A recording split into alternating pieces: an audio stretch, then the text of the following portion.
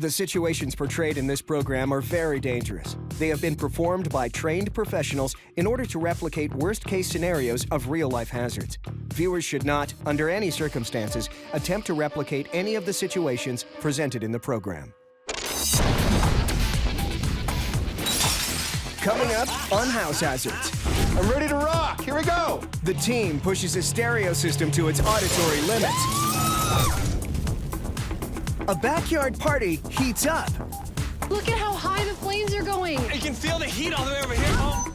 And an air mattress that's guaranteed to keep you awake at night. Home, sweet home. Well, not as sweet as you might think. Your house is really out to get you.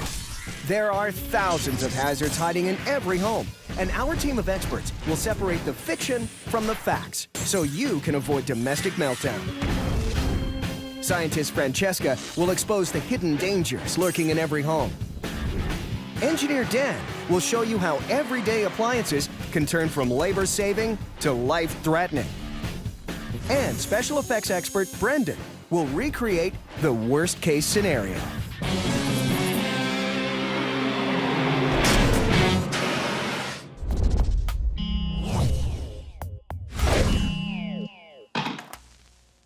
Nothing says home entertainment like a high-powered sound system. The more power, the better. But your stereo can be a danger to your home as well as your sanity. The Hazard team has an experiment to show you how. But it's not Brendan's questionable guitar skills under investigation today. It's the speakers themselves. A speaker works by sending electrical signals to a set of magnets, which push the speaker cone in and out, causing the air in front of the cone to vibrate. These vibrations create sound waves, which are measured in decibels. The human ear will burst at 150 decibels. Now, this cone alone can go up to 120, and we've got about 24 of them here. So what Brendan's put together is a real sound weapon. We could have fun with this.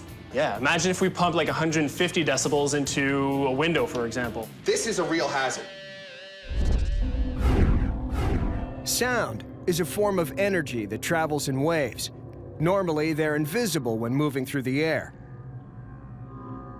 But by pouring a cornstarch mix into a speaker, it's possible to make this energy visible. See, this is what it does. You see these guys? You see the creatures? There you go. Wow! That's what it does. They look like little monsters. So the sound frequencies that are going on exist in everyday life, but we never get a chance to see them with the human eye. By creating this solid liquid mixture and allowing it to react to the frequencies, we can see what's going on a day-to-day basis with sound. It's that same energy that the team wants to harness to find out how it can be a danger to your home. The target, a plate glass window. The Hazard team moves the speakers into place. We're going to position them so that they're all facing the window, which will channel our sound waves directly to the pane of glass. With the speakers set, the Hazard team is ready to test their theory. That was sweaty work. Get these wired. While the team wires up the speakers inside, outside, Francesca and Dan want to test the danger levels of two common but highly flammable items found in nearly every backyard.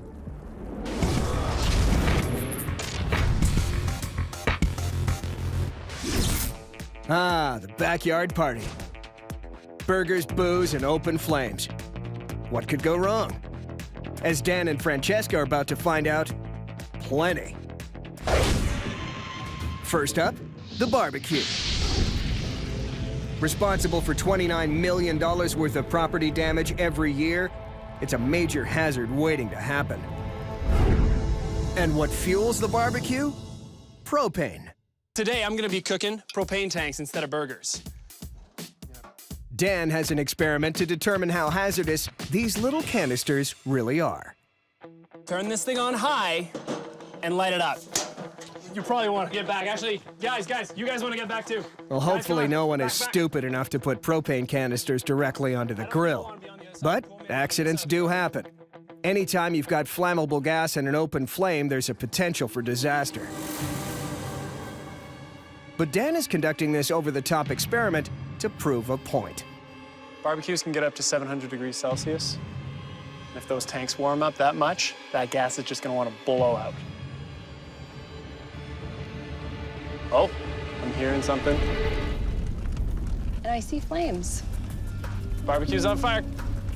It's definitely not safe, but it's not an explosion either. Because propane is so explosive, these canisters have a safety install.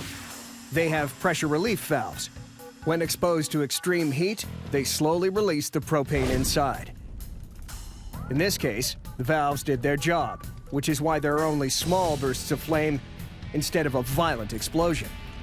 We were lucky that the pressure release blew out, but let's say that was a faulty pressure release. All of a sudden, you've got a rocket-propelled propane tank that's firing across your backyard.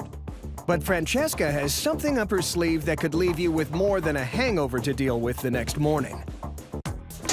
You probably want to get back. Actually, guys, you guys want to get back too. Our engineer, Dan, has confirmed the obvious. Propane is flammable.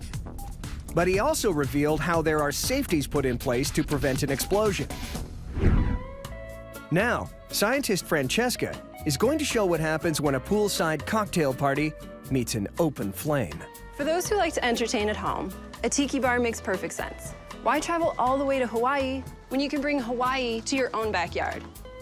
Makes sense to me. Lovely tiki bar you got Do you here. like it? The only thing about a tiki bar, it's probably the most dangerous thing in a backyard. What? What, because of the torches? Because of the torches, but primarily because of something else. Take this 151 proof of rum. High-proof alcohol.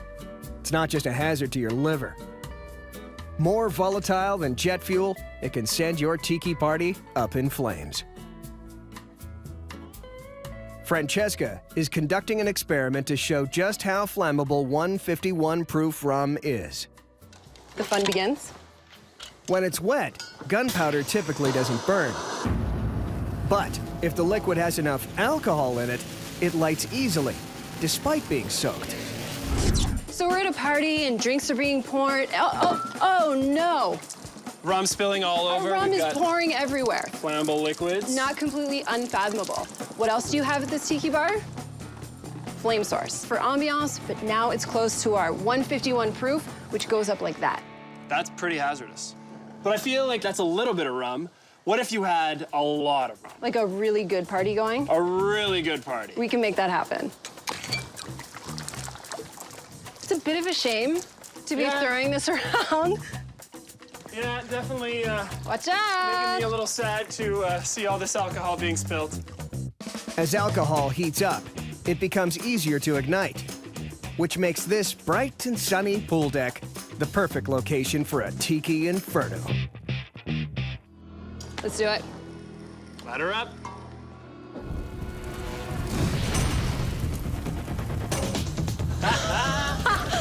Yeah! Look at how high the flames are going. Oh, it's just so angry. That is burning way more intense than I thought it would. I had no idea it would go up that fast. Well, when you consider what, I mean, it's made of kindling, literally. It's like 70% burnt down right now. The only thing that's still burning are the wooden posts from the bar. The alcohol vapors ignite first and start a chain reaction with everything else on the bar. The grass skirts, the napkins, the plastic cups all have higher ignition temperatures. Within seconds, a tiny, relatively cool flame has erupted into an 1100-degree inferno, turning this tiki into Mount Krakatoa. When it comes to backyard hazards, alcohol has proven itself to be the winner. With the fiery luau finally extinguished, the team turns back to the destructive force of sound waves.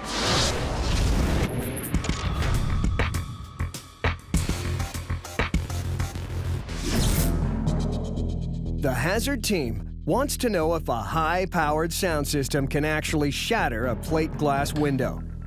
it's time for Brendan to rock the house. Just in case the guys are right and it blows the glass out, we want to be in a safe place where we can watch all the amazing action without being in danger. Hey, Dan. Yeah? Come see the little bunker. Nice. Yeah. Okay. Yeah, that works. Here he comes. Oh my God. All right, I'm ready. You ready to rock? I'm ready to rock. Okay, Yeah, let's do we're it. ready. You ready? We're Put your ear bunkered up. protection on. Okay. All right. Reed, take me up. Turn it up. Okay. I'm ready to rock. Here we go.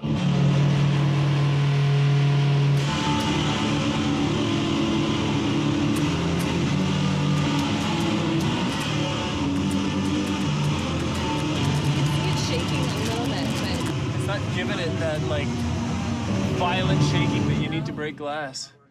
That's not working. Yeah, I think I know what might be wrong, Brendan. Yeah. See, right now we're pumping a lot of pressure at the window, right? So we've got these huge amplitudes, we're really loud, a lot of decibels. But when you actually shatter glass, you need to hit the right frequency, and that's not something we're doing with that awful playing you're doing. I'll show you how, come on.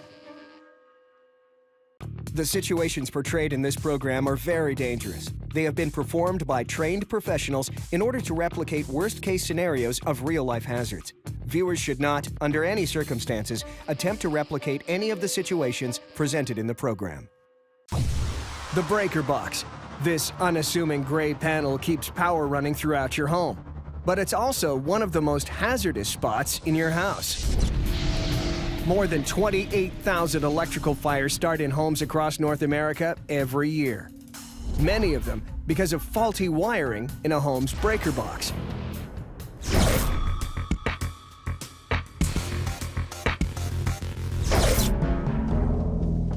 Dan and Brendan are on a mission to show just how dangerous they can be. There it is. All the power for the entire house runs through that panel. This box is the gatekeeper for electricity into your home. Whenever there's a fault or too much current flowing through the house, it breaks that circuit and shuts it down. A malfunctioning breaker panel can bring fire and mayhem. Exactly what these two want to prove. Over here, we've got some exposed wires. We've got a lot of dust in here. First, let's turn it off. Let's cut the grounds. Okay. Dan is removing the ground wires, which are safety lines that divert excess electricity into the earth. Without a ground, an overload has no choice but to travel through the nearest suitable conductor, which could be anyone standing near it.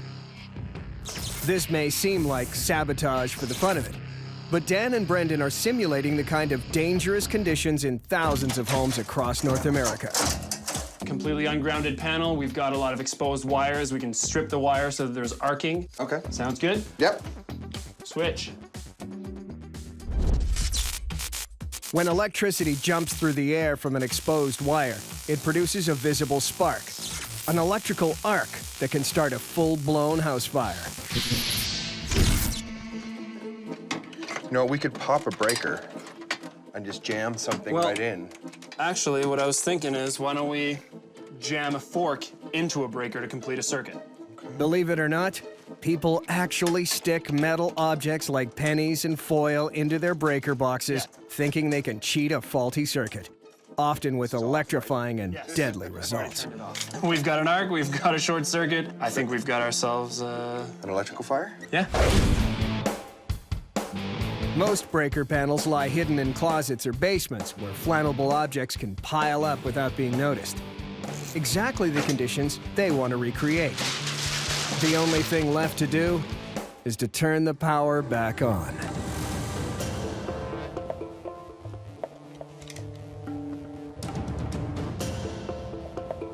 All right. All right. Cut me down, Dan. 3, 2, 1, go!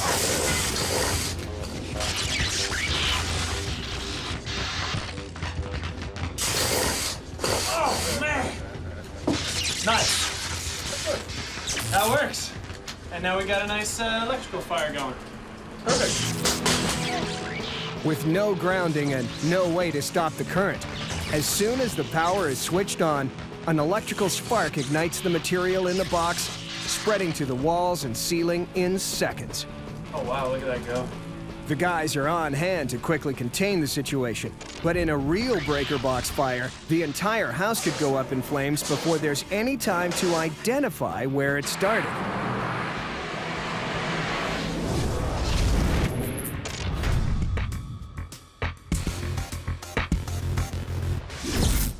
The Hazard team has set up an experiment to show just how powerful sound can be by attempting to use stereo speakers to blow out the windows of the house. While Brendan's guitar playing may have rattled some nerves, the window held firm. But Dan has another more delicate plan. He's going to attempt to shatter glass using its own natural resonating frequency. First up, a crystal wine glass. I'm gonna hit this glass, record the sound it makes, then play it back. All right, you ready?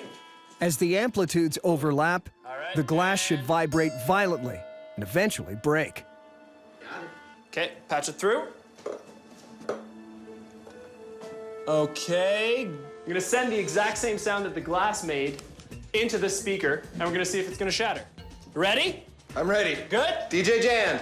And kick it!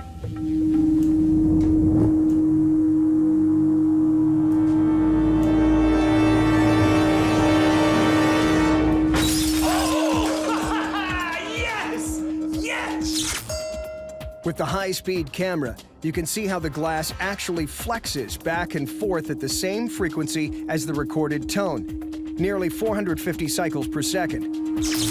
Eventually, the flexing is so violent, the glass shatters. So, let's apply that to the window. Let's see that on a big scale. Yeah. Next, Dan records the resonant frequency of the window and gets ready to play it back. You ready? I found the right frequency that'll blow that glass up, and I've patched it through to the keyboard. So when I push this key, we'll blow this thing. You ready? We're ready. Okay. 3, 2, 1.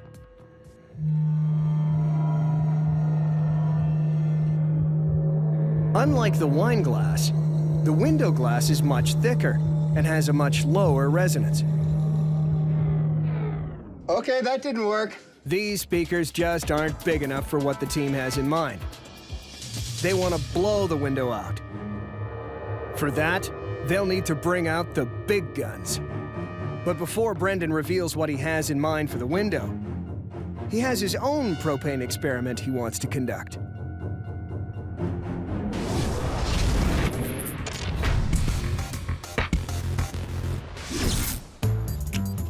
Propane is a natural gas used to heat homes and fuel hot air balloons. Used properly, it's safe. Why use my lungs when I can use a propane tank?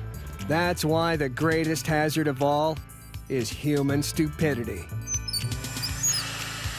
Using propane to inflate an air mattress can turn a dip in the pool into the Hindenburg disaster.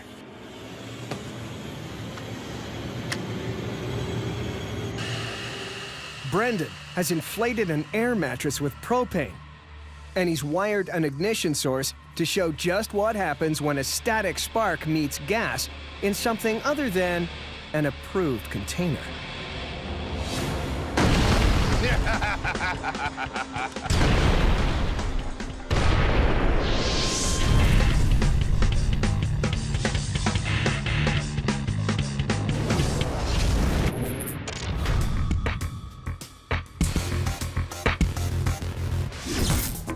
Now, Brendan's determined to wreak the same havoc on the windows in the house.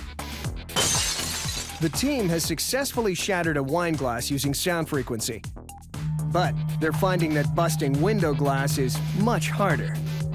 They need a shock wave to break this glass, the pulse of energy created by the sonic boom of a jet. This kind of force has been known to blast out windows near air bases. Cue the big gun. So this is an air cannon. It's a pressure vessel attached to a solenoid valve, which is attached to this big funnel here. What this does is we charge the pressure vessel up to 80 or 90 PSI, then when I trigger the valve, it lets out all that air pressure at one shot. It will all travel up the funnel, straight into this sheet of glass. Boom.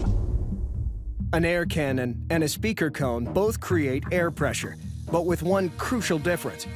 While a speaker cone vibrates and pushes air outwards with waves of sound, Brendan's air cannon focuses that pressure and pushes it out in a single powerful blast, replicating the shock wave created by the sonic boom of a low-flying jet. How loud is this gonna be? It's gonna be loudish. Ish. We ready to go? Okay. 3, 2, 1, go!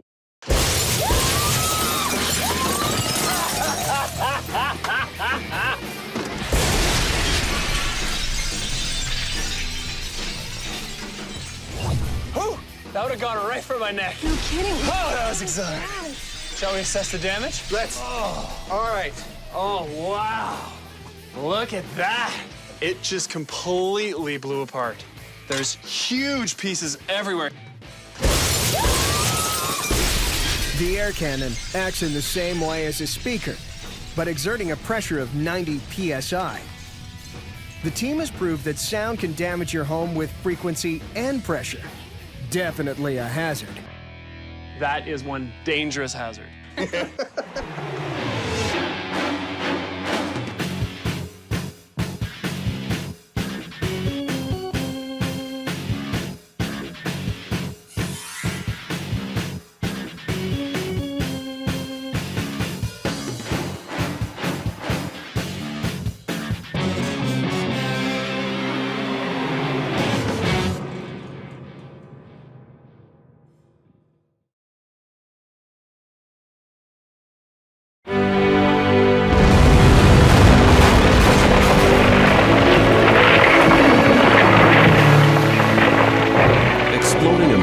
Building straight down into its own foundation is a technique that's been developed over the last 100 years through trial and error, and the methods are still evolving.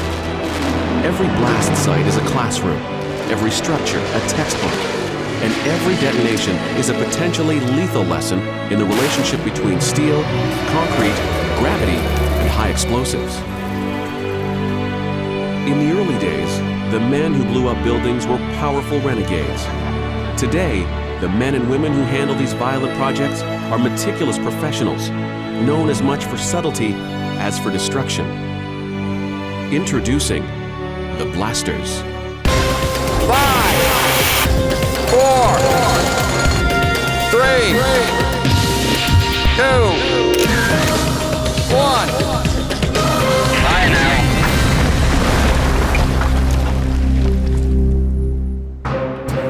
At every blast on Earth, reputations are on the line. You're missing the column right here.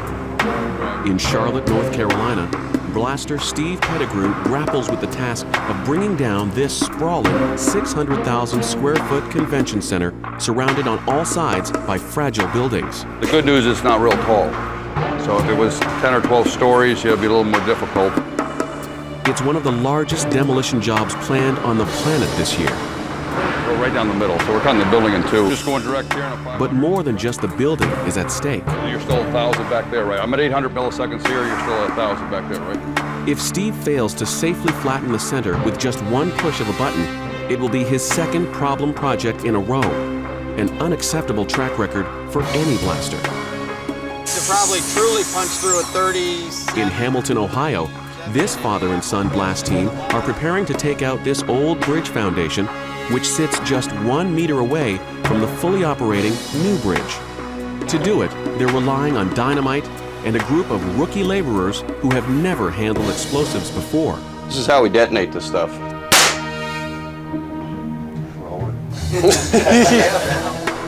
And in Dublin, Ireland, Great Britain's only female blast engineer needs to get 4,000 perfectly placed holes drilled into this 17-story building. But a labor dispute has Holly Bennett's entire team unable to work. Well, we were the crane drivers here, and we were promised wages and they broke our contract. These explosive innovators experience dizzying amounts of life and death stress during every job. Everybody can come out of the exclusion zone, nobody can go in. Tension makes them tick. In fact, blasters are the only people on Earth who never really relax until the sky is falling.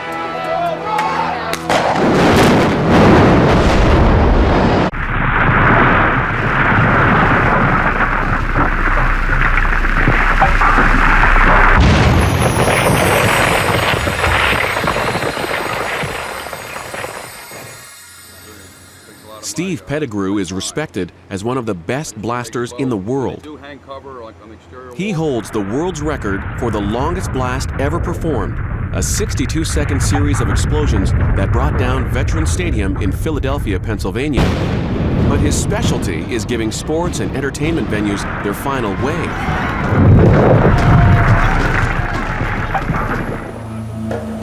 Today, he's sizing up his newest job, the Charlotte Convention Center in Charlotte, North Carolina.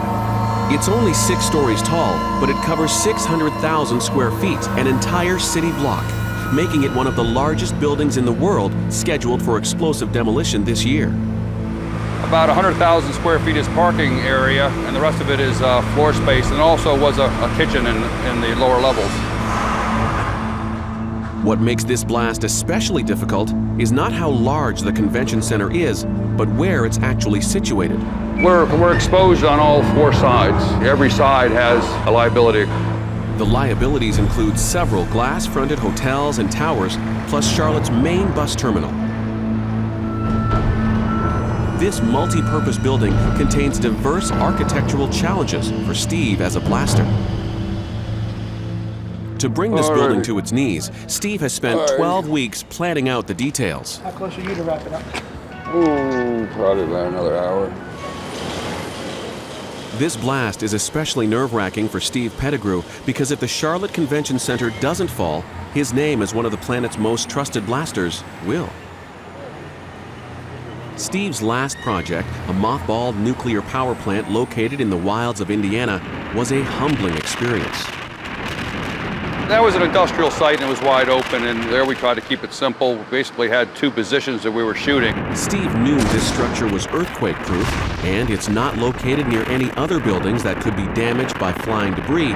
So, to be certain it came down, he loaded it with extra powerful shape charges, the explosives used to cut steel support beams. I had enough charges there was 20 to 30% over the manufacturer's penetration levels. Because the charge's actual cutting power was less than expected, the beams weren't fully severed, and the building didn't come down.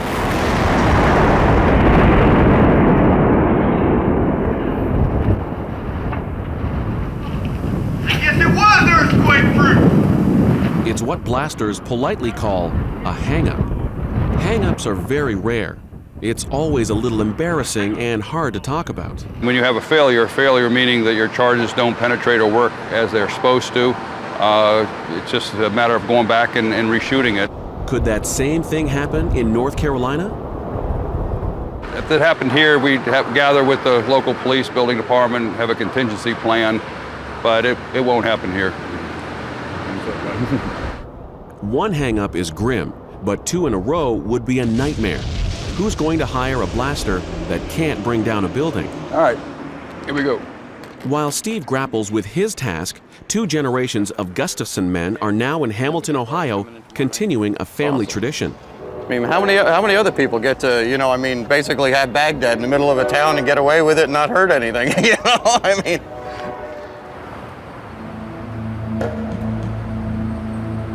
When it comes to blasting bridges, the Gustafson family of Du Bois, Wyoming, is North America's premier team. Right now, Scott and son Cody are in Hamilton, Ohio. She's bleeding on us. Clear. Their mission is to completely demolish the massive concrete arches and piers of this old bridge without damaging the new bridge beside it. And perhaps more importantly, they can't harm the historic Civil War memorial that overlooks the Great Miami River.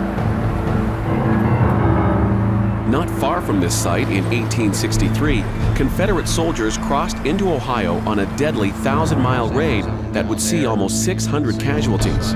The Gustafsons guarantee when they set off their dynamite 5 days from now, no blood will be shed into the river, just thousands of tons of steel and concrete.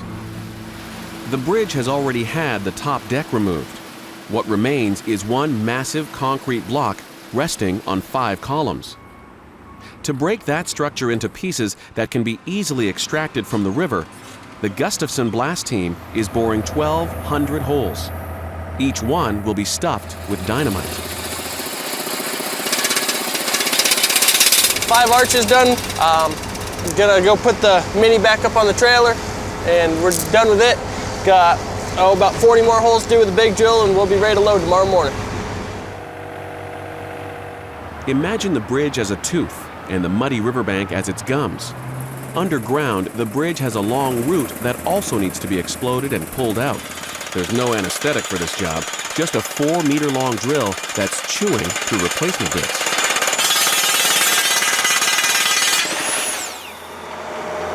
Yeah, that's why it sounds different. Broke that steel. Wow. They're not designed for drilling steel, so we abuse a lot of them. We're always, because we're in the demolition game, so we're drilling rebar and pipes and anything else they buried in there that they can think of.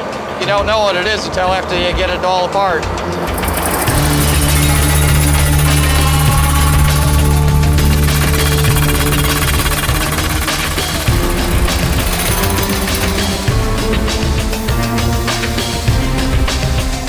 We're done for the day. We quit. We're out of here. Go back, get a shower, get a bite to eat, and get horizontal. Get some sleep. We're gonna need it. Be busy. I mean, 1,200 holes after a while. Boy, I'll tell you, it takes its toll on your back. Yeah, I was gonna grab those other tampon poles, or did you send them over, or we No, send them I off thought this so. Blasters are also teachers. They can't take a full team of workers with them wherever they go, so day laborers are always on site. We're gonna have, On this job, most of the men handling the explosives have never touched dynamite before. 23-year-old Cody explains the dangers. The most big concern we have is the dynamite and the caps. You can't hurt the dynamite. The caps are a different story. Don't throw them around. You know, we'll just toss them on the ground, put them by each hole, but don't try to bend them, run over them. Right there, Dad has it's cord. It's called non-L. It's non-electric. This is how we detonate this stuff. It's the only explosive that you can hang on to and get away with it. 3, 2, 1. Roll it. I didn't bite you before, but that's how it goes. 16 will lead that out there. Drop this down into the pier, in the gully. Just don't put it in the mud. Yeah. Okay. You guys try to keep your gloves on. The nitroglycerin in the dynamite when you're grabbing it. Don't rub your eyes. Keep it away from your face, and that stuff will just give you one hell of a headache. A steel spike called a powder punch is used to create a hole in each stick of dynamite. Hey boys, making out. Right. Making those holes nice and round, are you? Yeah. Oh, good. A blasting cap with a precise timer is inserted into the hole. The dynamite is then stuffed into the bridge and tapped into place. Dad, have these all been punched? Pushed down?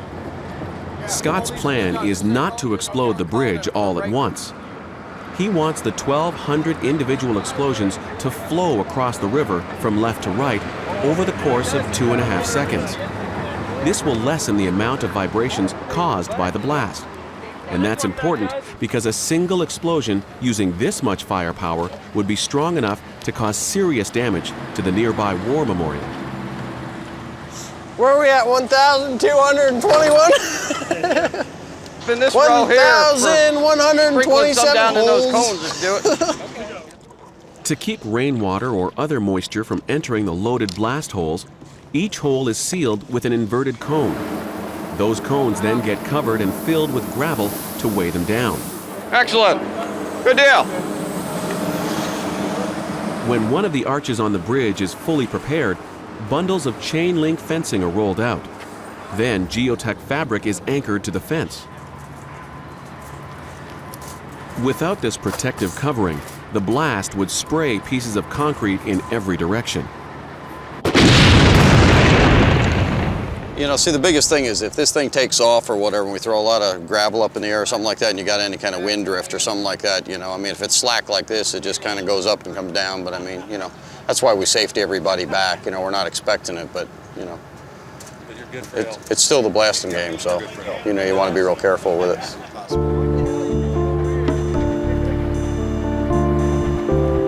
The blasting world is very small. The world of people who cover blasts for insurance purposes is even smaller.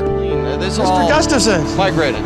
Holy Good afternoon, sir. Brent Blanchard works alongside the elite blasters of the world, documenting 200 demolitions per year. He's here today, fresh from a job in Amman, Jordan. So did you bring me back any kind of, you know, marinated camel stew or anything? I brought you delicacies galore. I'll bet you. How? What do you have going on here as far as you know, liabilities? There's some obvious ones, I guess. Oh, that's your problem. Okay. You're going to pull inspection on this memorial building here, this war museum here. This is a real priority for the town. It's something that they treasure pretty heavily. Hey, Kevin, just want to keep an eye on those boys out there. Over the years, Brent has learned how to talk his way into almost any restricted area. Well, wanted to see, first of all, I guess, if you had any access to the roof that we could just take a few photos or maybe document the conditions up there closer to the statue or the roof line. I can get you up here, but it's not very safe. Well, after riding that camel last week, this ought to be easy, right? Danger's our middle name. Okay. So this is, you're going to protect all of this, all these windows here? We're going to hang the blankets outside here. Okay. To protect the Civil War Memorial's stained glass window from any possible flying debris, the Gustafsons hoist a large piece of geotech fabric. Brent goes up to inspect the condition of the roof and scout for camera angles. But he won't be the one filming this job. He's left the job of documenting this blast to his right-hand man, Jeff. Brent's off to North Carolina to document Steve Pettigrew's huge convention center demolition. Off to 20. It's the day before the blast, and the Gustafsons are ahead of schedule, but still working hard. We've got maybe an hour here just to finish loading this pier, and we'll tie it in, and then we're pretty much done for the day until our security guard comes.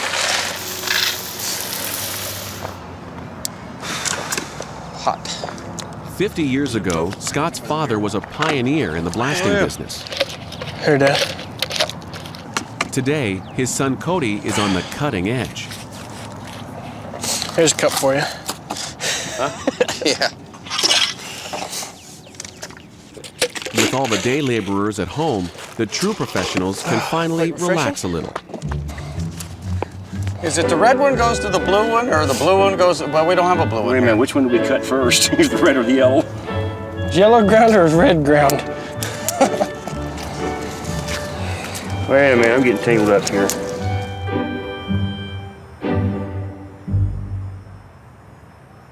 Jeff also installs several seismographs right next to the Civil War Memorial Building. These devices are inserted into the ground to measure and record the amount of vibrations caused by the blast. These measurements are a critical component to every explosive demolition project, as they represent the only scientific record of the blast's effects. The Gustafsons install the final piece of bridge covering. Now, there's nothing to do but wait. Don't look any better than that. Good. We're done.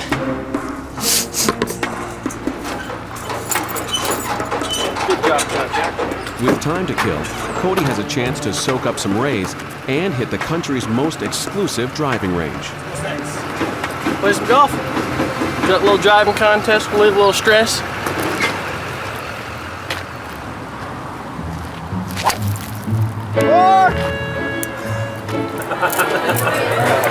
Sometimes I get so frustrated as eat shells and all, you know? Everything's fun and games right now, but tomorrow morning when the countdown begins, the Gustafsons will be all business.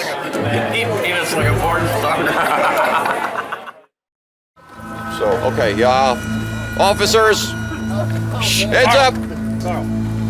Basically what's going to do here... It's the morning of the blast. As a wake-up call, Scott takes command of the police team that will be responsible for securing the perimeter of the blast zone. You're going to go to your pre-assigned locations there, do a little bit of radio checks to make sure everybody's on location and it's looking good. Any questions? Let's keep it safe. That's it. If I could have you guys just go down to the viewing area, if you don't mind. Did you park down there? Yep, just right the south side of the apartment. Okay. If you don't mind. Okay, no I appreciate it, guys. Okay. Thank you very much. How you making out, Cody? Yeah, we're doing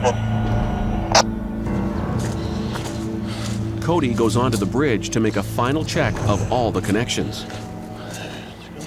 The exclusion zone around the blast site is supposed to be locked down.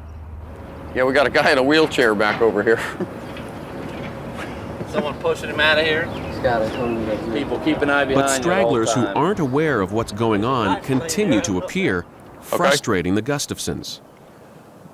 And Mike, how did he get through? I don't know. I don't know. Go back and get this one going. I'm gonna go down south of the bridge. Okay, everybody heads up there and we're just coordinating with the police. Okay. How's everybody doing on your end? Fine. Everything okay on that side of the bank? We're coming up on the 1 minute warning. 1 minute warning.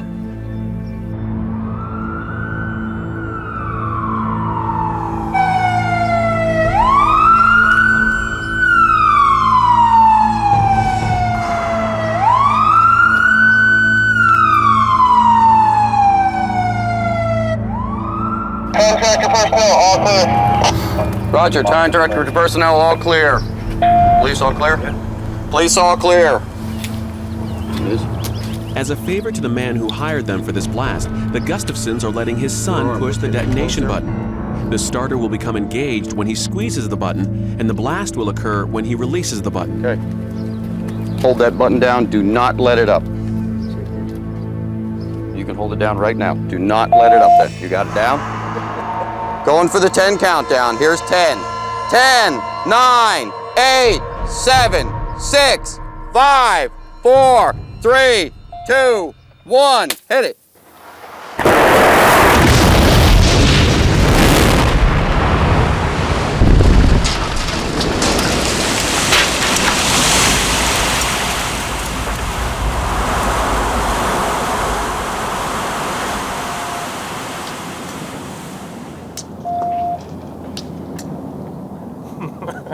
That wasn't bad. Let's go check it out. You guys just hold your position until we give you an all clear siren. Congratulations will have to wait until after the final inspection. So far, the Gustafsons like what they see. They're down. Let's do a quick safety check over on the bridge here. Just let the smoke clear out just for half a second here. It's going to go around this corner here. It's going to hang with us a little bit, but it is drifting downrange. Good job. Yeah, don't go away. I want to congratulate you. The bridge's entire concrete foundation was systematically obliterated, and vibrations from the blast were well within acceptable levels. Got it all. Best adrenaline rush you can get. I mean, get the noise. It's awesome. I mean, how many other people get to, you know, I mean, basically have Baghdad in the middle of a town and get away with it and not hurt anything, you know? I mean. Now, the Civil War Memorial can rest assured that in the next 100 years, it should never witness another act of destruction quite as aggressive as this one.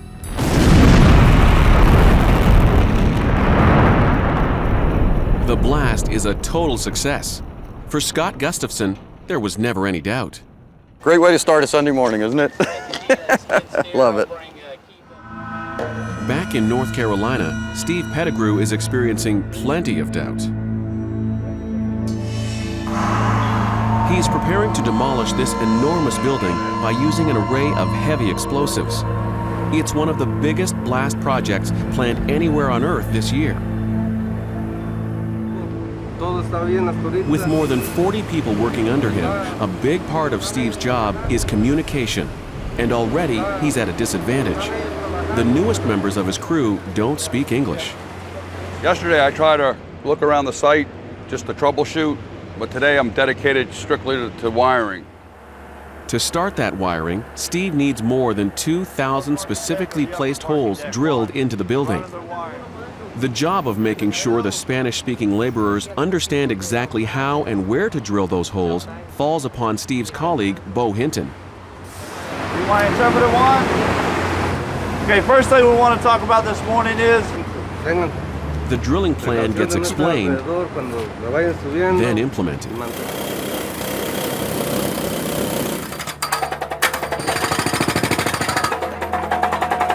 While the holes get drilled, a core member of Steve's team uses an acetylene torch to cut through a skywalk connecting the convention center to a neighboring hotel.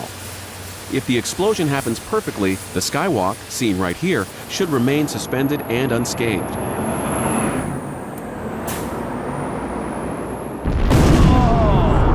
The explosion in a blast of this size is really several thousand small explosions, all happening over the course of several seconds. Two different types of explosive charges are being used to bring down the Charlotte Convention Center. The kind being prepared to go into the freshly drilled columns and walls is good old-fashioned dynamite. Shape charges are the second type of explosive being used. They're made of copper tubing and packed with a combustible compound called RDX. And when they go off, they don't obliterate a beam so much as they slice through the beam. A jet of like fire comes right out of here, and that's what actually cuts the steel. To make sure the beams are weak enough to be defeated by the charge, they've all been partially cut. To chop this massive beam into sections, 4 huge shape charges are being set here on the interior of the building. The entire process of drilling and loading dynamite and fastening shape charges takes Steve a total of 6 working days. Once it's all done, every single one of the charges is wired to the same main detonating line. You just turn that into a fountain for me. This red plastic tube is the main artery for the blast. Turn over to the other side of there in case we want to pick it up. Just make this into a fountain. When the button is pushed, a thin wave of fire rushes through the tube at a speed of 5 miles per second, more than 20 times faster than the speed of sound. The shock wave triggers all the blasting caps at practically the same instant. However, each individual cap then waits until it's their predetermined time to go off.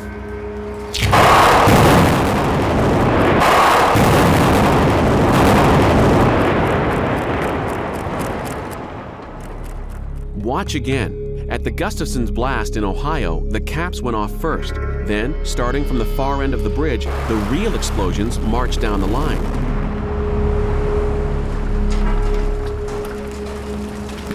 Get the frame and everything to pull in, and all I want to do is bring it out 5 degrees. The explosions in this blast have been designed to continue for 9 seconds. If they all work, Steve will collect his cash and go home. But if they fail, and the building remains standing, Steve will have to pay whatever it costs to bring the remnants down. Obviously, when a building is being imploded, as it's called, there is potential danger for people and property. Not surprisingly, owners of neighboring buildings sometimes claim that their building was damaged by flying debris or excessive vibrations. Enter Brent Blanchard. Hey, Brent. How you doing? Did you get a hold of David? Good afternoon. Not yet. Just got on site. Okay. The same man who documented the Gustafson's blast in Ohio is now here in North Carolina to look after Steve. Brent's job is to document not only the blast, but all the buildings around the blast site. This being a hotel, a 4-star hotel this close, to have something go wrong here would be pretty substantial. We're going to photograph it. We're going to show all these little areas, like where you see some of the molding or the trim is coming away from the concrete. Chances are these folks really don't know that this condition exists. So that's one of the reasons we take thousands of photographs out here, is to make sure there's an independent record of just what existed, plain and simple. Brent and his team have been working with blasters for over 2 decades now. In the beginning, his video coverage of each explosion was pretty rudimentary. He'd set up 1 or 2 cameras and that'd be it. But as Brent developed into the world's busiest blast photographer, his creativity also grew. Now he uses multiple cameras to shoot the implosions from the most amazing angles imaginable.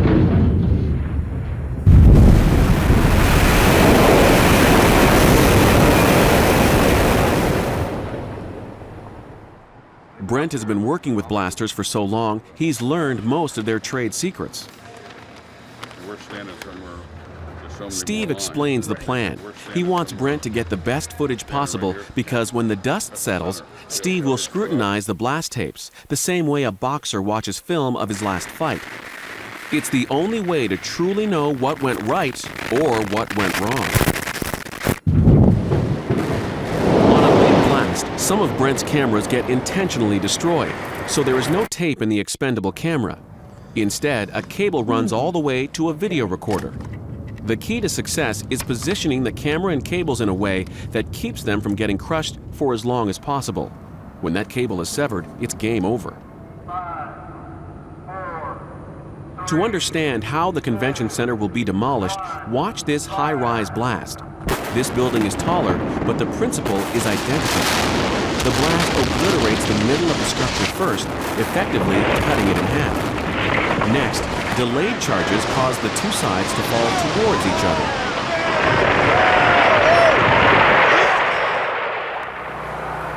To understand how the convention center will be sliced into massive sections, simply follow the red main fuse, or the trunk line as it's known, as it crisscrosses the structure. That trunk line extends at a diagonal echelon pattern from one side of the building to the other. The trunk line crisscrosses the building like this on all floors. When the button gets pushed, the basement columns and ground floor walls will be obliterated first, making the building hover momentarily. As it starts to fall, another series of explosions will cut the building into manageable sections. Then the remaining load-bearing walls will collapse in rapid succession. As the roof drops straight down, the final explosions will further tear it to pieces. If it all goes according to plan, Steve will push the button in 36 hours. But as Steve well knows, in the blasting game, plans can shatter. In Dublin, Ireland, Great Britain's only female blasting engineer is in command of 40 men, and they're starting to get testy. We're here to get our wages. We're all there, back money and wages, and we haven't been paid yet. If she doesn't get them back to work, her career could be the only thing that gets destroyed here. Holly Bennett, Britain's only female blast engineer, is here in Dublin, Ireland, preparing to take down this derelict building, the 17-story tall McDonough apartment tower. I don't really think about being the only woman. It's more about what type of person you are if you can do the job. I don't think it's a male-female thing at all. Holly didn't design this blast plan, but she has set it in motion.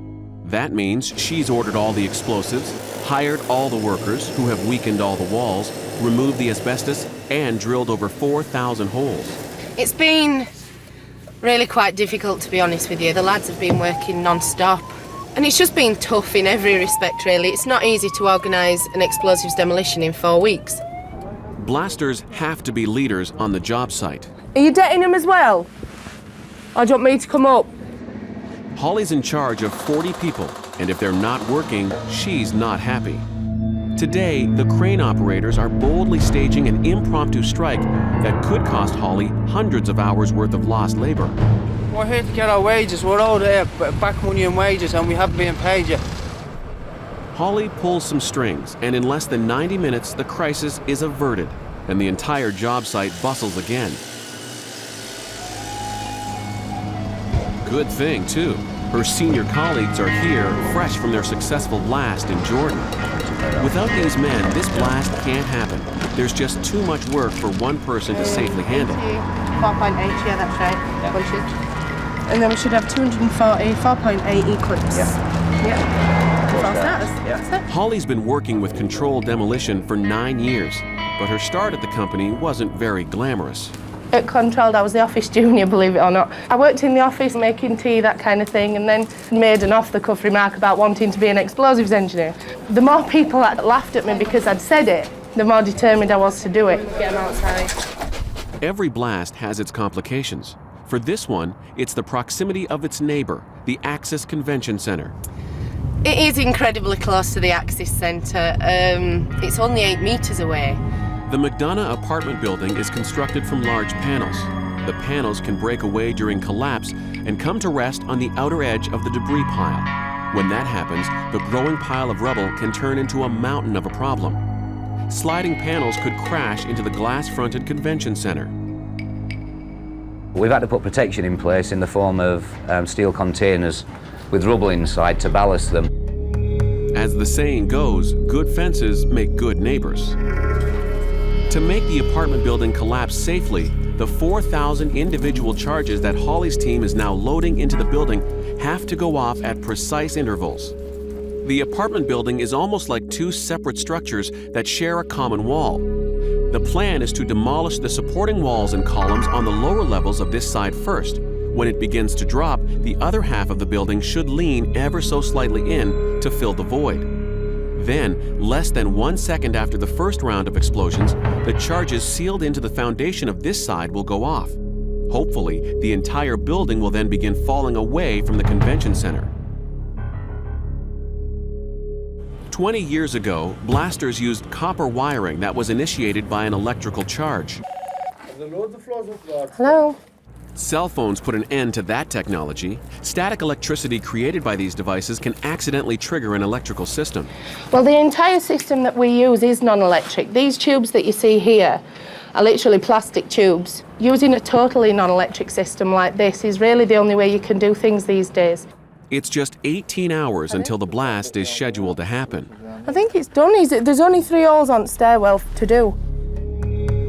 As some crew members secure a skin of protective geotech fabric around the floors, other crew members put finishing touches on the defensive shield, packing hay bales in between the shipping containers and the convention center.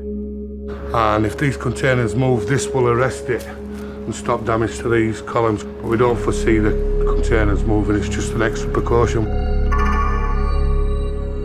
Inside, Mick deals with the last bits of wiring. He's tired, but happy that Hawley has this building ready to blast right on schedule. So they got this total block ready in 4 weeks, which is usually about a 9 or 10 week job. So they've had it pretty rough, but they've done a cracking job. With the building finally packed with explosives, Mick begins cordoning off the exclusion zone. Just push it out a little bit. Every worker on site has been ordered to leave the zone. The ones required for the blast will come back at 6 a.m. Yeah.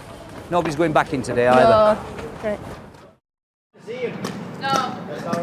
In the morning, the first person who tries to get into the exclusion zone isn't a blaster. It's a blasted partier trying to find his way home so he can wash last night out of his hair. Mick and Hawley arrive on site and immediately get to work. First order of business is to establish the full exclusion zone. We need barriers leaving here to shut this road. Traffic was allowed through overnight, but now no civilian can come close to the doomed apartment building. No. Hawley leads security workers to the area they'll be guarding. The footpath stays open anyway, but the road obviously is closed. So if you just stay here for now, I'll give you a shout over the radio when it's time. All right. Meanwhile, her colleagues, Phil and Dick, go inside the building to make sure nothing happened to the connections overnight. Outside, Mick is being told by his security that the Dublin police are not letting them keep the exclusion zone barricades up. The guards have these closed off. They're police points Are only. Police points? These two here. Well, are these not police points? No. I don't know. With traffic rushing past, I really don't Mick understand goes it. into crisis management All our mode. meetings have said these roads close from 8 o'clock. I'm going to get these road close signs up now so nobody comes in. But they must not allow any traffic in that way. Mick has been blasting for 25 years, and he knows that it's possible for debris to be expelled far from a blasted building. If the exclusion zone doesn't extend to the point originally planned, Mick will refuse to go ahead with the blast. Well, that's been drawn up for like 2 months off. He's no use changing it now. Satisfied that the police are finally living up to their agreement, Mick enters the building to connect the main trunk line. The blast is on. Everything's in, not missed anything. So, all ready to go. But when he comes out, the blast is off. Mick abandons the line and heads to the other side of the building to deal with a breach of security. What they're after doing there is they jump the barrier. By the time he finds out what's going on, it's all over. Yeah, the 2 people have been arrested. Mick returns to help Phil deal with the main trunk line. Road's clear anyway, isn't it, now? Oh, yeah, no problem. The exclusion zone is finally secure. The crowd is anxious, and the button is hooked up and ready to push. But unbelievably, security is breached again. Someone has been spotted inside the convention center, and you guessed it, the blast is delayed. Ollie, have you checked with the security that's up there? Holly and Mick check for themselves. With the crowd and crew waiting, the convention center is methodically searched. Why do they bother having coordination meetings? When no one turns up, the blast is back on. Are we starting again? Yes. Go for past. And Mick is eager to push the button before any other holdups can occur. 10 seconds to warning shot. However, when Big Dave goes to fire off the warning flare, he can't get it lit. He can't even get his cigarette lit. How else can go wrong? Only one other thing can go wrong, the blast itself. But the blast is the only thing Mick has any real faith in. When it's finally safe, he has Holly count him down. 5, 4, 3, 2, 1.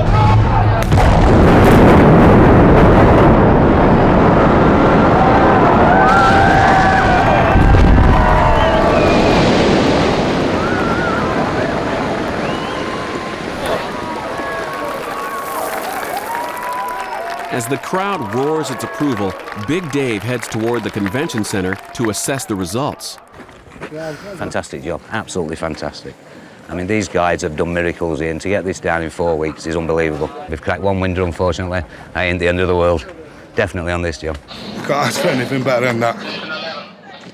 Walking away, one of the most experienced teams of apartment building blasters on the planet is satisfied to know that another high-rise has bitten the dust. Back in Charlotte, North Carolina, Steve Pettigrew wishes he could smell the dusty wreckage of this massive convention center. Tomorrow morning, he'll get his chance. It's 5 a.m. in Charlotte, North Carolina. In 4.5 hours, one of the largest blasts to be held anywhere on Earth this year is going to go down. Okay, good morning, gentlemen.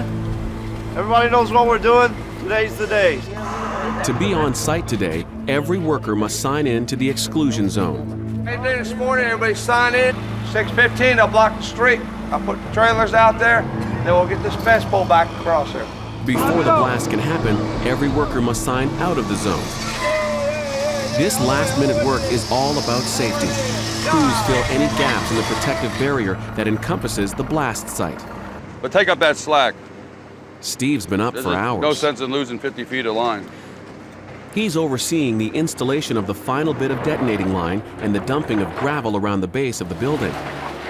This weight will hold down the geotech fabric, ensuring it doesn't flap loose when the air inside gets pushed out by the force of the blast. Steve and a handful of his colleagues enter the building to do their final check. When they exit, they will be the last people to ever set foot in this old hall of memories. Morning. How's it going? Good. Good. Let me ask you real quick. When Steve emerges, Brent is waiting and hoping that everything's on schedule. It is, which means Brent's team has 2 hours to set up 7 seismographs and 5 video cameras. His 2 sacrificial demo cams were set yesterday, one in the basement and the other on the roof. A trusted crew member guards the yellow detonation cord that is ultimately connected to every explosive device inside the building. It's boring, but extremely important. Brent is in a race against the clock. He chose his camera angles days ago, but now, in part due to an unexpected rainstorm, everything's changing. As Brent positions himself on a deck across the street from the blast site, he sees a work crew coming towards him with a roll of protective sheeting. See, I have no idea right now where this curtain is going to be raised. It's kind of a judgment call. It's supposed to be raised right here, but if they move it even a little from where it's supposed to be, it'll obstruct this whole view. Can I sneak down and back up again real quick? All right, thanks. Brent needs to talk to the men setting up the protective curtain, but first, he needs to find them. To do that, he needs to find his way out. We come through these double doors? We went this way. You gotta be kidding me. Brent better hurry. The detonating line is being connected and the blast is just 25 minutes away. How high up are these going? Brent learns the geotech fabric will hang in a way that blocks the right side of his shot. While Steve paces, worrying and wondering if this blast will be a success or his second hang-up in a row, Brent runs to his car and prepares to do more running. I don't have faith that everyone we've briefed on what we're going to be doing is going to be in the right spot and going to allow us to do it, especially the police and the people we don't have control over. So that means I'm going to switch into running attire, and we're not going to plan on using the vehicle anymore. We're actually going to run to two opposite sides of the site. Brent hoofs it to his video command center, a protected nook tucked underneath a bridge. Here is where the images from his 2 sacrificial cameras will be recorded. A cable runs from these recorders all the way to the cameras in the basement and on the roof. While Brent runs to trigger more cameras, Steve is wrestling with a certain kind of anxiety known only to blasters. I think we got a concrete column right here. Remember, Steve's last implosion didn't quite work properly. I guess it was earthquake proof! He can see an unwired column. If it's solid concrete, the blast will have to be postponed. If it's only made of block, it should tumble in the explosion. Whoa. That's block. That's block behind it. I don't know what. Block corner. It is? Oh, yeah. Okay.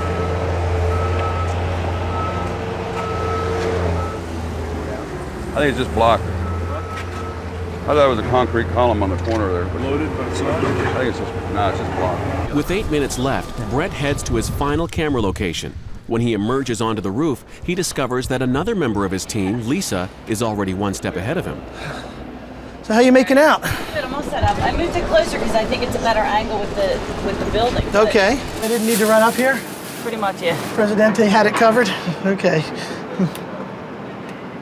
On the ground, everything's progressing on schedule, so the detonating line gets extended to the edge of the exclusion zone. All right, bring them out, Bob. All throughout the area, the workers sign out. Come on, boys, let's go, let's do this. But they don't go far.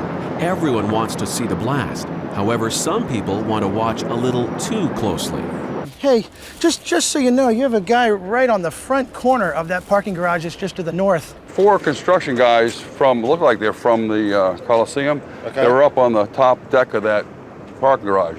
Apparently, the exclusion zone isn't very exclusive. I mean, geez Louise, that's only like, what, 100 feet away? Steve is not impressed, and neither are the police. This blast is postponed indefinitely. In Charlotte, North Carolina, Steve Pettigrew is waiting, and he's not a man who likes to wait. We're waiting for the Charlotte police to get back. Especially when he has an entire city block wired with explosives.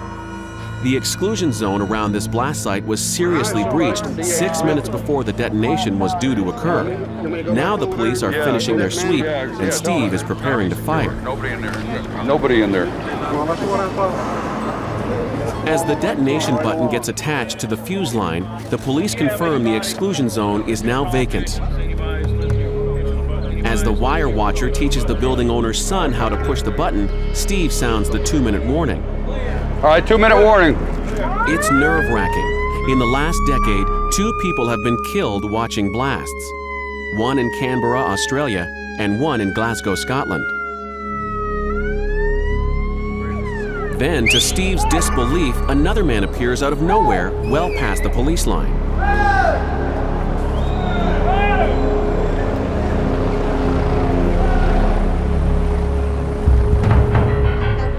This time, the police move quickly to re-establish their security perimeter. For Steve, the site is now secure enough to proceed without doing another complete sweep. I'm not college and trade. Stay away from that corner there. There are wires across the road. With the coast hopefully clear, Steve enters the final phase. Okay, warm up the machine. The machine has the button which triggers the detonation. Okay, here we go. 10, 9, 8, 7, 6, 5, 4, 3, 2, 1, fire.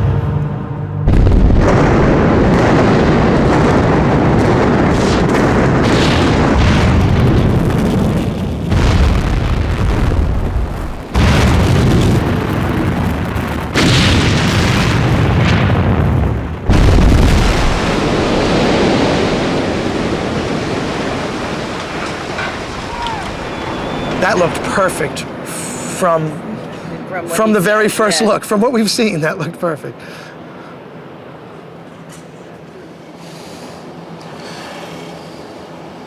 The debris is so tiny, they're gonna have that cleaned up in 5 minutes. The blast goes exactly as Steve planned. Starting in the middle of the building, the charges work their way to the perimeter. On the northern side, a huge wedge shape is blown away, allowing the convention center to fall in on itself. On the southern side, the precious hotel walkway remains intact.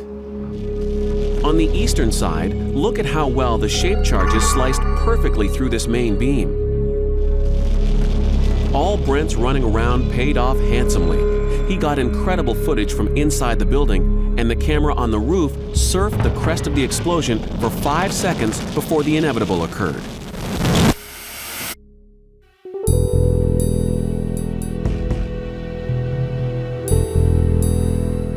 The aftermath seems almost apocalyptic, but it's a good news story.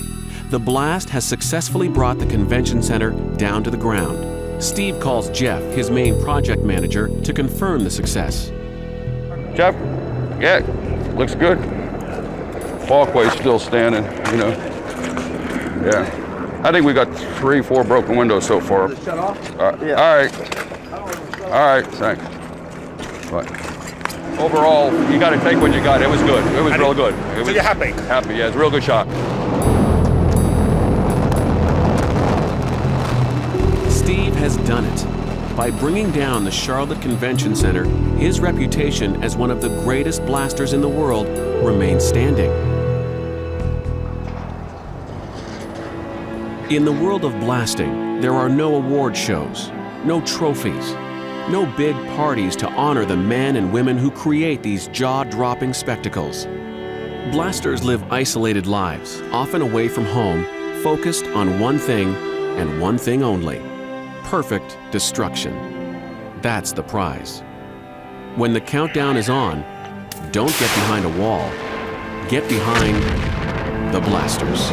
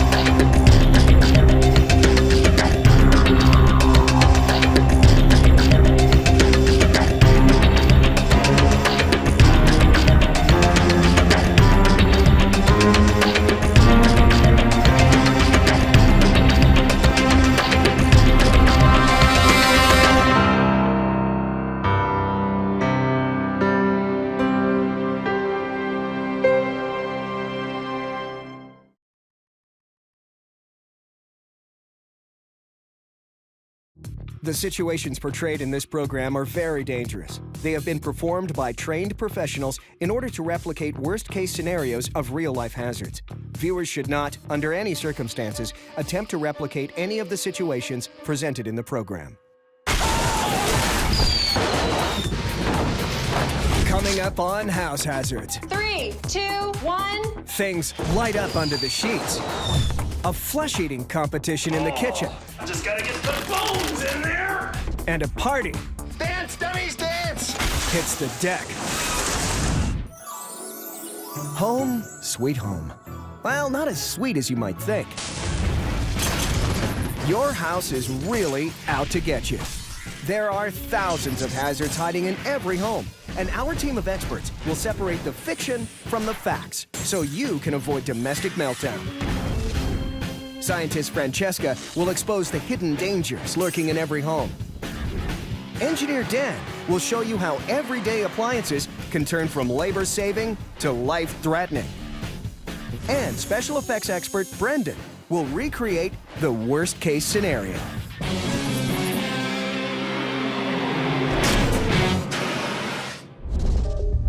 The balcony, a magnet for sunbathers and party people alike. But it's also a death trap waiting to fall. Deck collapses cause over 6,000 serious injuries a year. And the hazard team wants to know what it takes for one to come crashing down. So you think we could put enough people out here to cause this deck to fail? Yeah, if you want to maybe kill 20 of your closest friends. All right, so we can't use people. Mannequins? We've got mannequins. There's no shortage of stand-ins to make a party, but they aren't nearly as heavy as the real thing. Francesca! His fly's undone. That's so embarrassing.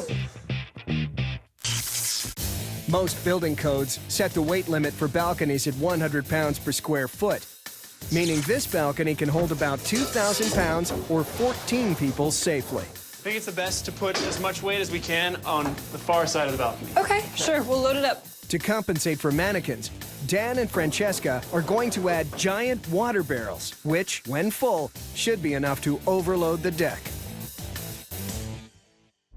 Turn on the pump! All right, here we go!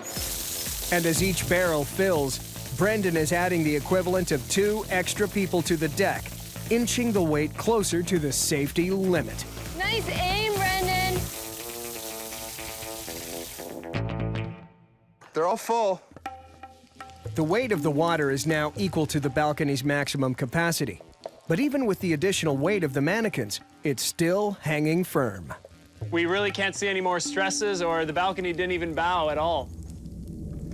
So what next? While the team figures out another way to bring the balcony down, Brendan is about to compare 2 commonly found kitchen items that send more than 15,000 home chefs to emergency rooms every year.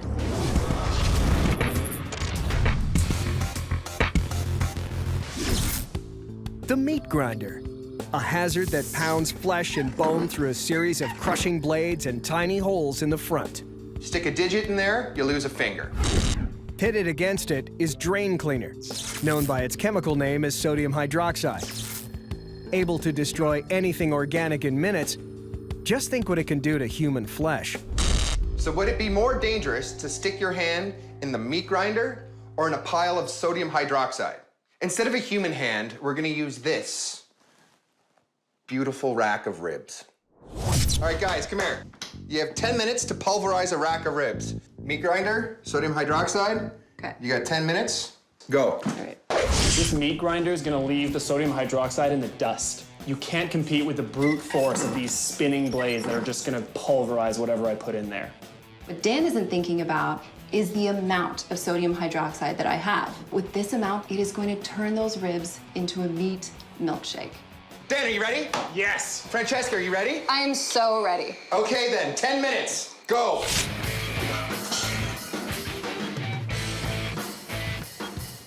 How you doing, Dan? You look a little stressed out over there. Just gotta get the bones in there. Just stirring in some chemicals. Sodium hydroxide is an extremely volatile chemical. When mixed with water too quickly, it can actually explode, which is why I'm gonna mix it very slowly. Consumer meat grinder accidents are extremely rare.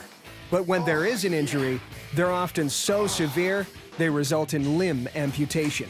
Oh! Right. Think I am good to add raw meat.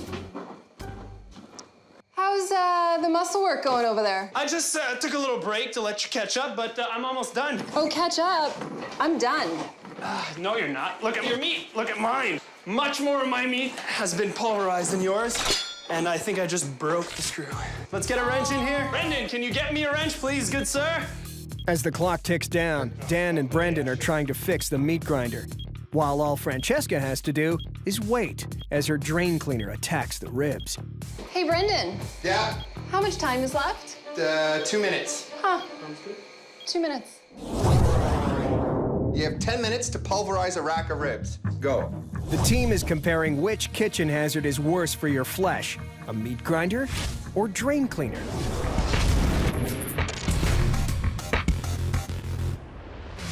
Yeah! With only a minute left, Dan's got his meat grinder back up and running, and Francesca's ribs are turning into a runny pink sludge. I'm trying to think of the best way to describe this, and all that comes to mind is, ew, that is disgusting. Sold in almost any hardware store, Ugh. drain cleaner is so toxic that even a small splash can burn right through your flesh. Okay, guys. 3, 2, 1, stop. All right, how did we do? Everything has gone through the meat grinder. That's actually really impressive. It's certainly ground up all the meat and the bones into Play-Doh. Let's see how you did. All right, this, well, you can, oh, geez. You can plainly see that the bones are still there. But the meat that's missing is not Play-Doh, it's gone. The meat is dissolved completely into, well, that's kind of fun. It's gross and powerful, though. Okay, let me make something clear. Sodium hydroxide is incredibly dangerous. If I were to drink that meat smoothie, I'd be dead instantly. So you actually think that you still won? It's not I think that I won, I know that I won. Completely less than 10 minutes. I had everything through the process, including the bones. You still have all your bones and some meat. If we pull the bones out of there, the bones are stripped clean of any tissue, and here you have a pile of tissue. The contest was getting rid of everything, including the bones, and you haven't done that. The sodium hydroxide dissolved the meat, but it didn't dissolve the bones. So even though this was a close race, I'm gonna have to give it to Dan and his meat grinder. Francesca's drain cleaner was impressive, liquefying the meat in minutes. But she's let down by the bones, which are still hanging on. So even though this was a close race, I'm gonna have to give it to Dan and his meat grinder. Meat grinder rules! Back outside, the hazard team is considering flaws in the balcony's design that could lead to a fatal disaster.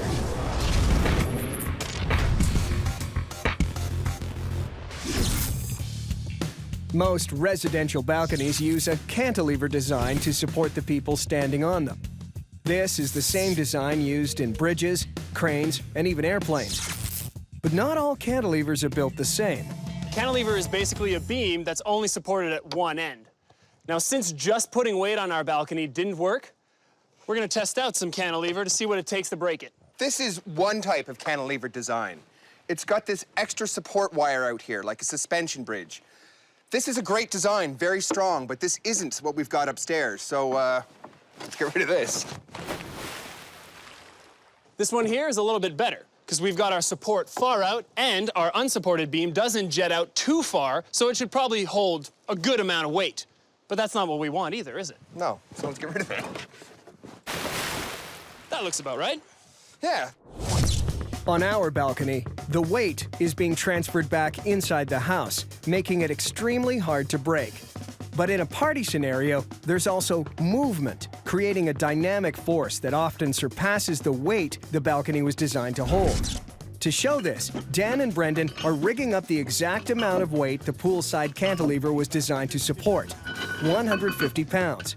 Except this time, they plan to drop it from above, simulating what could happen upstairs if our mannequins started to move. Let's do it. Done. Hold on. Ready to go? I'm ready to go. I'm ready to go. You ready to go? On go? On go. 3, 2, 1, go. I call that a success. I call that a success. Weight plus movement equals broken deck. Exactly. So let's go break a deck.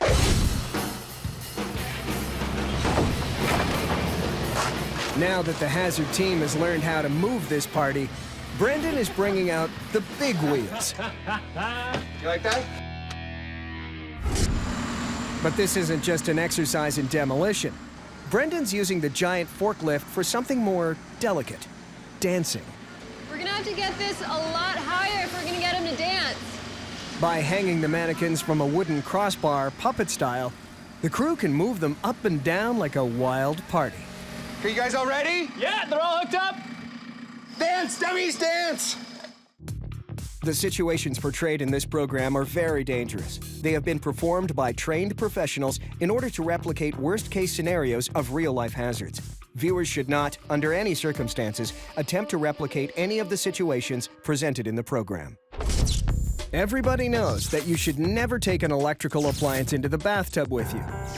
Nonetheless, consumer products like the hairdryer still kill an average of 75 North American adults every year. But what does it actually take for a dummy to get zapped?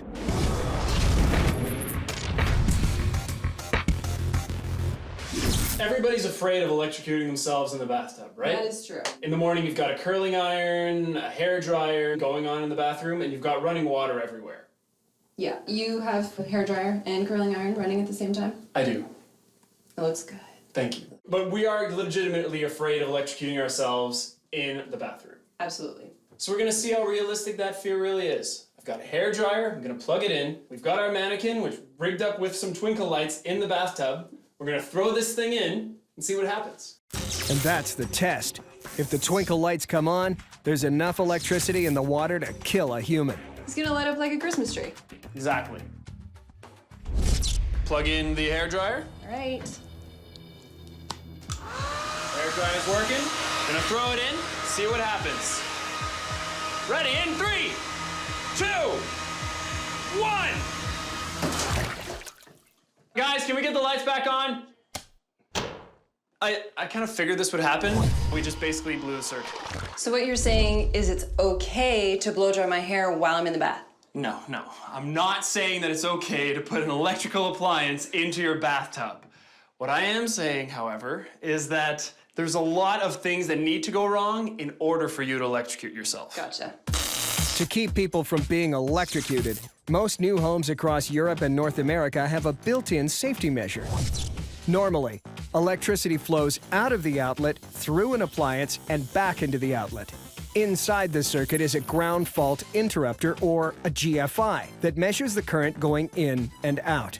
If a human body enters the circuit, it draws power that doesn't go back into the outlet. If the difference in the current is as little as 5 milliamps, the GFI kicks in, shutting off the circuit, and you stay alive. If you do want to see this thing electrocuted, I can show you how.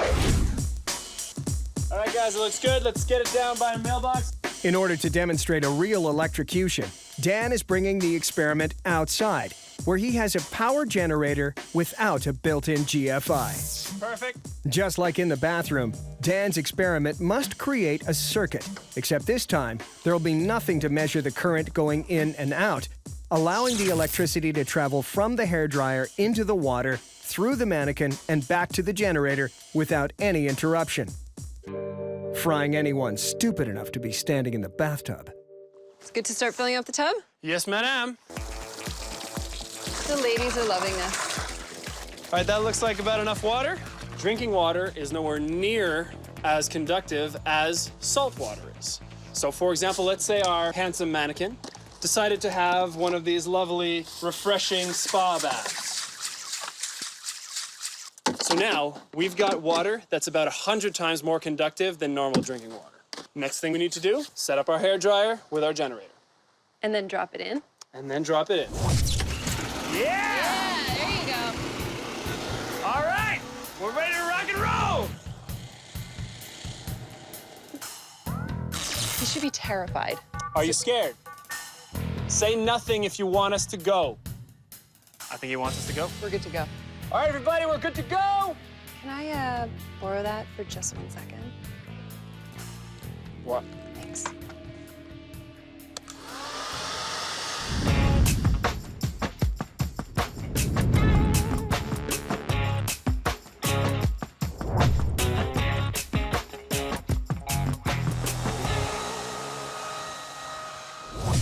All right. Stand back just a little.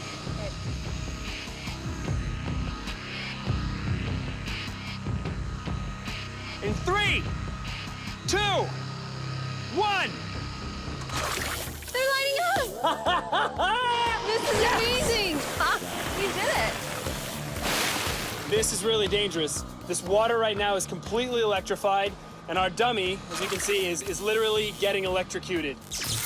When we threw that hairdryer in, we're introducing electricity, and if you are the thing that completes that circuit, you're gonna get fried.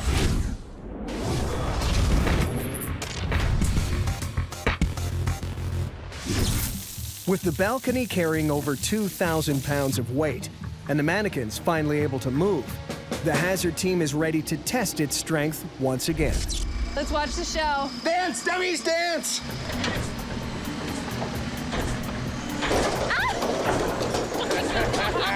There's limbs flying. He's gonna go first. Don't jump. Hey, Chris, give it all you got. Now we're just breaking bones. Oh my gosh, she lost her top. All right, that's just indecent. All right, Chris. Well, that didn't work. That was a bumping party, but it definitely didn't bring our deck down. Under the combined force of the water barrels and dancing mannequins, the balcony finally starts to shake a little bit. But this isn't nearly enough to cause the serious damage needed for this party to get down. So now what?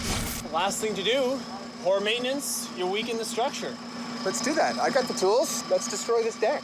Things might not yet be hazardous outside, but Francesca has a party trick you never want to perform behind closed doors.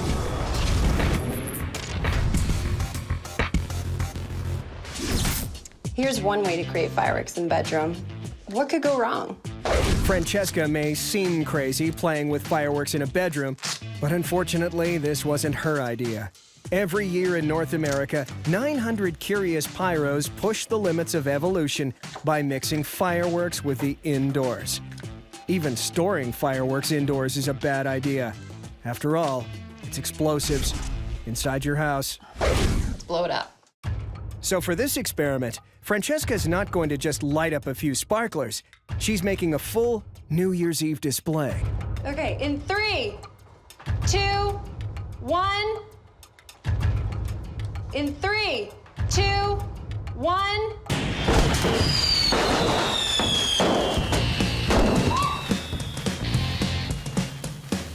Wow.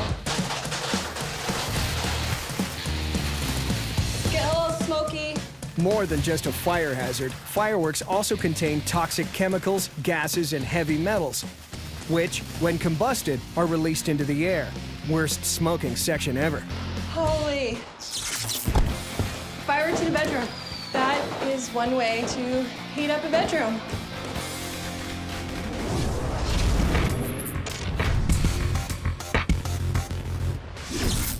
Last thing to do, poor maintenance, you weaken the structure. Let's do that. I got the tools. Let's destroy this deck. Adding weight didn't work. Adding movement didn't work. So our final option is we're going to compromise the integrity of the structure. This may look like sheer vandalism, but by doing this, the team is recreating easily overlooked issues such as poor construction, insect damage, dry rot, and weathering, all of which could be a party crasher. The team has now done everything they can to compromise the balcony. It's a terrifying sight. And with the mannequins poised to do their part, Brendan is adding extra weight into the barrels in a last-ditch attempt to push this balcony into major hazard territory. So Brendan is filling the front barrels. It's looking pretty safe right now. Do you see anything moving in the balcony? One of the reasons we may not be seeing results is the break is going to occur at the seam where the cantilever meets the wall. So what you're saying is there could be things happening in the house that we're not seeing from the outside. Oh, God. Oh! Oh, you can just hear that rip apart. Oh, that guy's being strangled. His torso is getting ripped apart. Oh, we can hear it. Do you hear those cracks?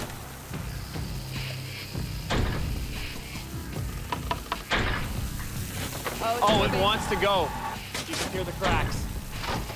It just wants to go so bad.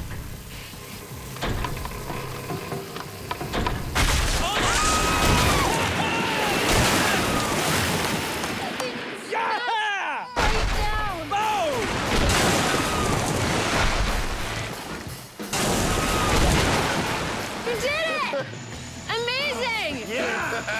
And there goes our patio set.